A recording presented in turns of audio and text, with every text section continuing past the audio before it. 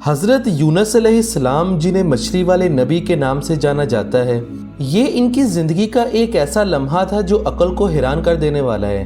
ایک نبی جو اپنی قوم کو اللہ کی طرف بلاتے رہے، اچانک ایک ایسی آزمائش میں مبتلا ہو گئے جو دنیا میں کسی اور کے ساتھ نہ ہوئی۔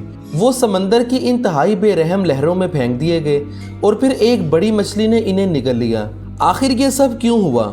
حضرت یونس علیہ السلام کو یہ آزمائش کیوں دی گئی اور وہ مچھلی کے پیٹ میں کتنے دن تک زندہ رہے، اور سب سے بڑھ کر وہ مچھلی کے پیٹ سے باہر کیسے نکلے؟ پیارے دوستو، یہ مکمل قصہ قرآن مجید میں ایک انتہائی منفرد انداز میں بیان کیا گیا ہے جو نہ صرف حیران کن بلکہ انتہائی سبق آموز بھی ہے۔ حضرت یونس علیہ السلام اللہ کے انتہائی برگزیدہ نبی تھے۔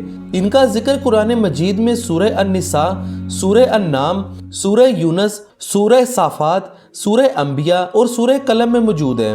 آپ کو بتاتے چلیں کہ پہلی 4 سورتوں میں انہیں یونس کے نام سے پکارا گیا ہے۔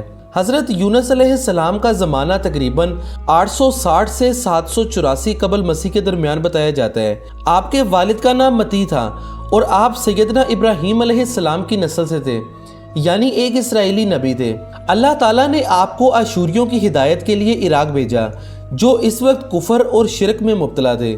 اس قوم کا مرکزی شہر نینوا تھا، جو اس وقت ایک عظیم الشان بستی تھی۔ آج بھی اس کے وسیع کھنڈرات دریائے دجلہ کے مشرقی کنارے پہ موجود ہے۔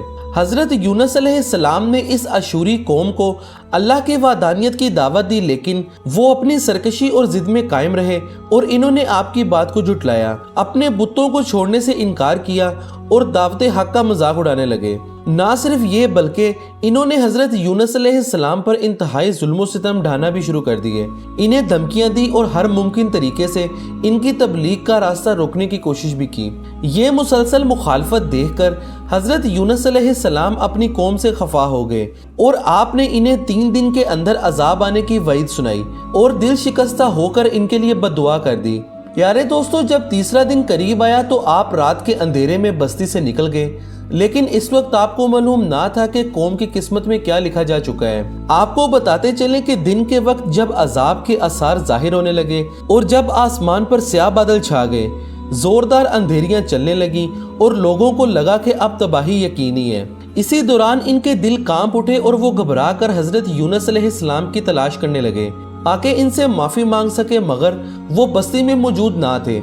یہاں ایک اہم نقطہ یہ تھا کہ حضرت یونس علیہ السلام اللہ کے حکم کے بغیر بستی چھوڑ چکے تھے۔ پیارے دوستو، نبیوں کے لیے اللہ کا حکم ہی سب کچھ ہوتا ہے اور انہیں ہر قدم اسی کے اذن کے مطابق اٹھانا پڑتا ہے۔ حضرت یونس علیہ السلام کا یوں ناراض ہو کر بستی سے نکل جانا در حقیقت ہجرت تھی، لیکن اللہ کے حکم کے بغیر۔ یہی وہ لمحہ تھا جہاں ان کے لیے ایک بڑی آزمائش کا آغاز ہونے والا تھا۔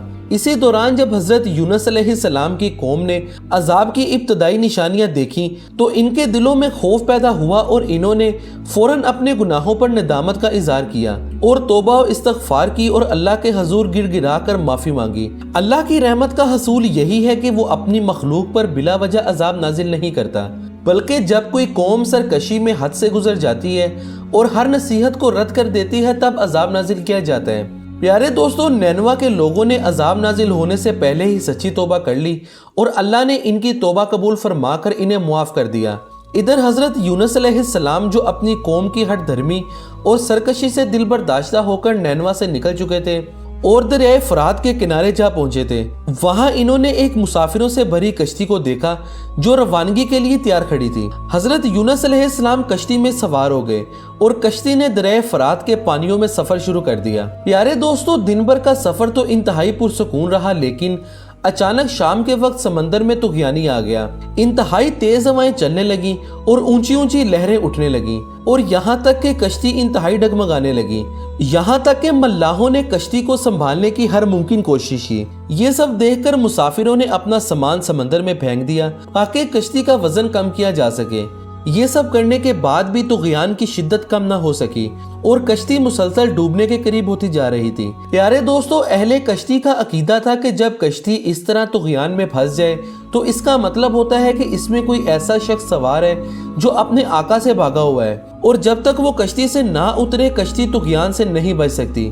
یہ سن کر حضرت یونس علیہ السلام کو فوراً احساس ہوا کہ یہ سب کچھ اللہ کی طرف سے ایک آزمائش ہے۔ انہوں نے اہل کشتی کو مخاطب کر کے فرمایا کہ میں ہی وہ شخص ہوں اور انہیں ہی اس کشتی سے اتارنا چاہیے، کیونکہ میں اپنے رب کے حکم کا انتظار کیے بغیر اپنی قوم کو چھوڑ کے آ گیا ہوں، اسی لیے مجھے سمندر میں ڈال دو تاکہ یہ کشتی اور اس میں سوار باقی تمام لوگ محفوظ رہ سکیں۔ آپ کو بتاتے چلیں کہ کشتی میں سوار مسافر اور ملاح حضرت یونس علیہ السلام کی نیکی، پارسائی اور پاکیزگی سے واقف تھے۔ وہ انہیں سمندر میں پھینکنے پر آمادہ نہ ہوئے۔ انہوں نے سوچا کہ یہ فیصلہ کرنے کے لیے قرآن اندازی کی جائے گی تاکہ کسی پر ظلم نہ ہو سکے۔ چنانچہ کشتی میں موجود لوگوں کے ناموں کی قرآن اندازی کی گئی اور حیرت انگیز طور پر قرآن حضرت یونس علیہ السلام کے نام کا نکلا، اور یہ سب دیکھنے کے باوجود کشتی والوں نے یہ ماننے سے انکار کر دیا کہ انہیں سمندر میں ڈالنا چاہیے، کیونکہ وہ جانتے تھے کہ حضرت یونس علیہ السلام ایک نیک اور انتہائی سچے انسان ہیں۔ چنانچہ انہوں نے دوبارہ قرآن اندازی کی، لیکن پھر بھی قرآن حضرت یونس علیہ السلام کے نام کا نکلا، اور جب تیسری مرتبہ بھی قرآن حضرت یونس علیہ السلام کے نام کا نکلا تو انہیں یقین ہو گیا کہ یہ اللہ کی طرف سے ایک فیصلہ ہے، اور وہ کشتی سے اترنے پر راضی ہو گئے۔ پیارے دوستو، یہ لمحہ انتہائی نازک تھا۔ حضرت یونس علیہ السلام جیسے ہی سمندر میں کودے، ایک عظیم الحبسہ مچھلی جو پہلے ہی اللہ کے حکم کی منتظر تھی فوراً انہیں نگل لیا، اور آپ علیہ السلام اس مچھلی کے پیٹ میں چلے گئے۔ یہ وہ مقام تھا جہاں حضرت یونس علیہ السلام کی سب سے بڑی آزمائش شروع ہوئی، اور ان کی دعا اور اللہ پر یقین کا وہ حیرت انگیز واقعہ پیش آیا کہ جسے قرآن کریم میں ذکر کیا گیا ہے۔ پیارے دوستو، جب حضرت یونس علیہ السلام کشتی سے سمندر میں کودے تو اللہ تعالیٰ نے ایک بڑی مچھلی کو حکم دیا کہ وہ انہیں نگل لے، اور اس کے ساتھ یہ بھی فرمایا کہ یہ تمہاری رضا نہیں ہے، ان کے جسم کو کوئی بھی تکلیف نہیں ہونی چاہیے۔ اللہ کے حکم سے مچھلی نے انہیں نگل لیا، مگر آپ علیہ السلام اس مچھلی کے پیٹ میں زندہ رہے، اور جب حضرت یونس علیہ السلام نے خود کو مچھلی کے پیٹ میں پایا تو انہیں احساس ہوا کہ وہ اللہ کی اجازت کے بغیر اپنی قوم کو چھوڑ کر آ گئے ہیں۔ اس ندامت کے ساتھ انہوں نے اللہ کی بارگاہ میں دعا کی اور استغفار شروع کر دیا۔ آپ علیہ السلام 3 اندھیروں میں گر چکے تھے، ایک تو رات کا اندھیرا، اور دوسرا سمندر کی گہرائی کا، اور تیسرا مچھلی کے پیٹ کا اندھیرا۔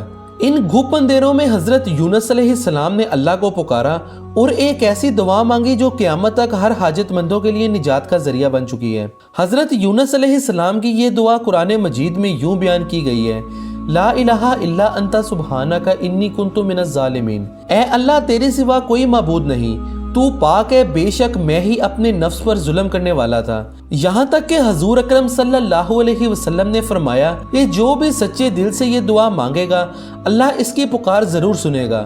ابن حاتم کی روایات میں آتا ہے کہ جب حضرت یونس علیہ السلام نے یہ دعا مانگی تو ان کی آواز آسمانوں تک جا پہنچی، اور فرشتے حیرت میں پڑ گئے اور کہنے لگے، یہ آواز انتہائی دور دراز جگہ سے آ رہی ہے، مگر ہمیں یہ انتہائی مانوس سی لگ رہی ہے۔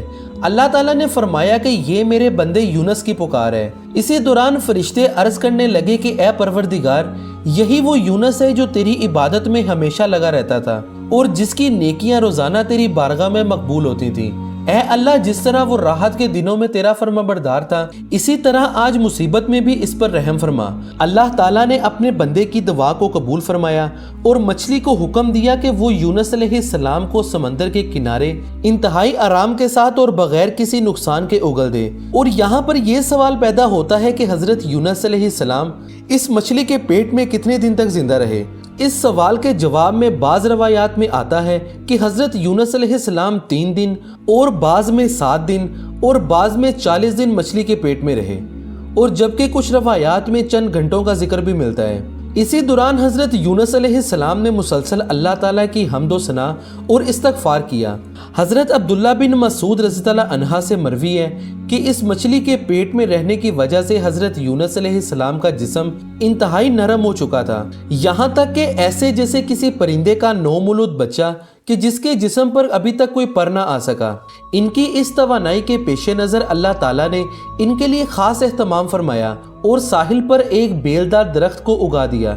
یہ درخت اللہ تعالیٰ کی رحمت اور قدرت کی علامت تھا، جو نہ صرف انہیں سایہ فراہم کرتا بلکہ ان کے جسم کی نرمی اور کمزوری کو دور کرنے کے لیے بھی ایک ذریعہ تھا۔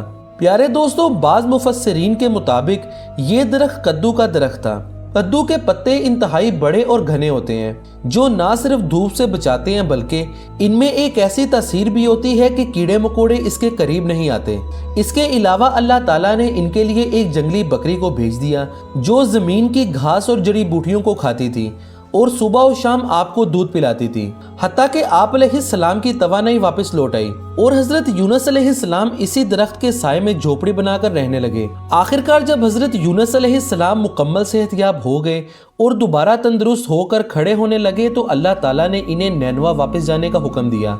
ये वही बस्ती थी जिसे वो मायूसी के आलम में छोड़ चुके थे और अब अल्लाह का फैसला था कि वो दोबारा अपनी कौम के पास जाएं और इन्हें दीन हक की रहनुमाई फराहम करें। आपने अल्लाह ताला के हुक्म की तामील की और नैनवा वापस तशरीफ ले गए। इसी दौरान जब नैनवा के लोगों ने आप अलैहिस्सलाम को जिंदा और सेहतमंद देखा तो इनकी खुशी की इंतहा न थी। ये वही लोग थे जो पहले इनकी नसीहतों को सुनने से इनकारी थे और आज इनकी वापसी पर वालिहाना अकीदत का इजहार कर रहे थे। इन्होंने हजरत यूनुस अलैहिस्सलाम का इस्तकबाल किया और मुकम्मल फरमाबरदारी के साथ इनकी रहनुमाई में अपनी बकिया जिंदगी गुजारने लगे। हजरत यूनुस अलैहिस्सलाम ने अपनी बकिया जिंदगी नैनवा में ही बसर की और वहीं पर इनका इंतकाल हुआ।